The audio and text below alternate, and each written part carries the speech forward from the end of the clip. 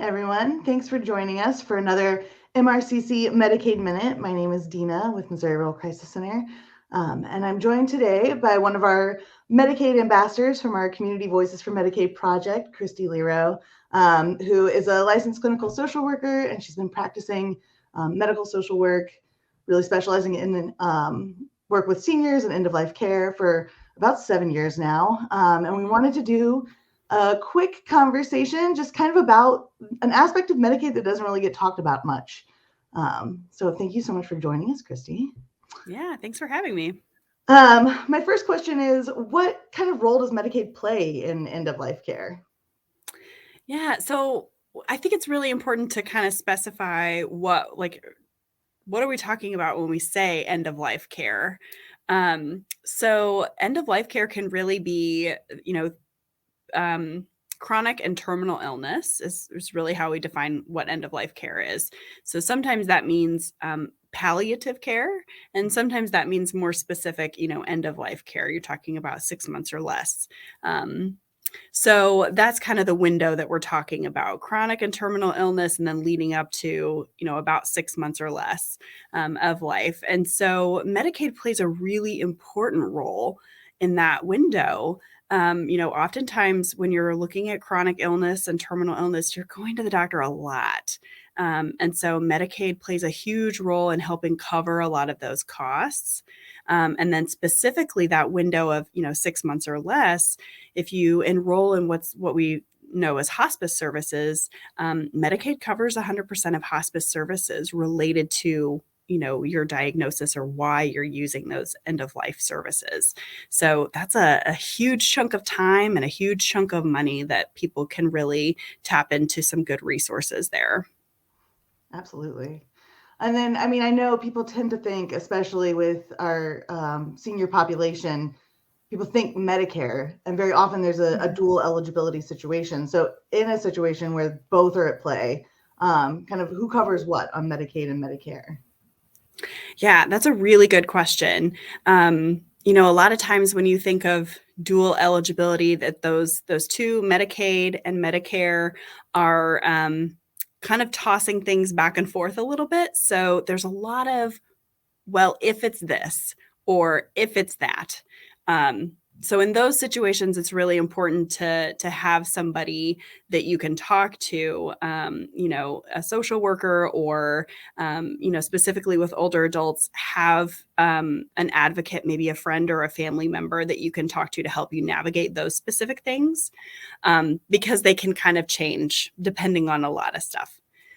But in general, Medicaid is going to help cover, again, that specific kind of six-month window towards the end of life. And Medicaid helps cover those, still those preventive care, or those like basic routine doctor's visits. And then anything related to things like disability, or deaf and blindness, those specialized things, and even prescription medications, that's going to be the Medicare side of things. So Medicaid is, those routine doctor's appointments. Medicare tends to be the prescription medications and stuff like that. And again, really depends on the situation and how you're using those, each service. What about in a nursing home sort of situation? Yeah, great question. So a lot of times people think that Medicare will cover the nursing home costs. And they can, only if it's for a short amount of time. So let's say you have a fall, and you have to have some rehab, maybe you had a surgery or had a procedure done, and you're not quite well enough to go home, but you're not sick enough to stay in the hospital. In those situations, Medicare will cover a certain number of days in a rehab facility. So sometimes those are in nursing homes. There's like a section of a care facility that offers physical therapy and occupational therapy and speech therapy, those kinds of things. And that is covered by Medicare.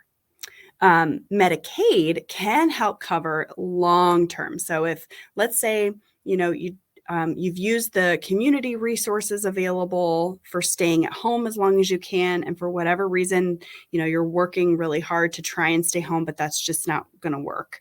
You need more care than what you have available. In that situation, when you move into a nursing home, applying for Medicaid is a great way to help have those long-term care costs covered. And there are really great resources in nursing homes, in the facility, that will help you do that. So there's a social services designee. Sometimes that's a social worker, and sometimes that's not. Honestly, that's not a detail that the general public needs to worry about. But finding that social services designee, that person can help walk you through that application process, and help explain what, that room and board is covered and what that includes. Fantastic. Just as a final question, kind of thinking big picture, what is some of your best advice for people as they are either trying to navigate, an end of life care for themselves or even for a loved one? Yeah,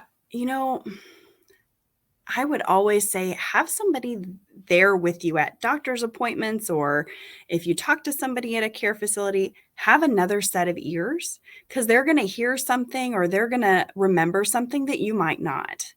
And so I would say always have an extra set of ears. And if you're not sure if you are eligible for Medicaid, go ahead and apply. There's zero harm in applying for Medicaid. And in fact, if you don't qualify yet, oftentimes the state will give you, like the Medicaid office will give you a list of things like, well, if you want to qualify for Medicaid, you need to do these things. Or we need to see this information or these documents. Mm-hmm. So, you can never really start too early with that kind of stuff, and always have a second set of ears. Those are kind of the two things that I would say are really important. I agree. And if you're me, write everything down. Yes. Written record of all of those things. Yeah. It adds have up a separate notebook that's just for okay, this is just my end of life, or this is just my chronic and terminal illness notebook, and I'm just going to write all this stuff down. Names of people that you talk to, phone numbers, and what was talked about, and then any follow-up that needs to happen.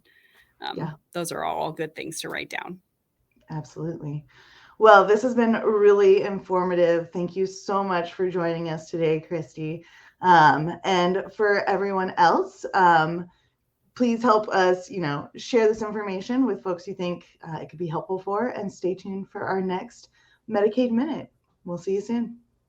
Thank you.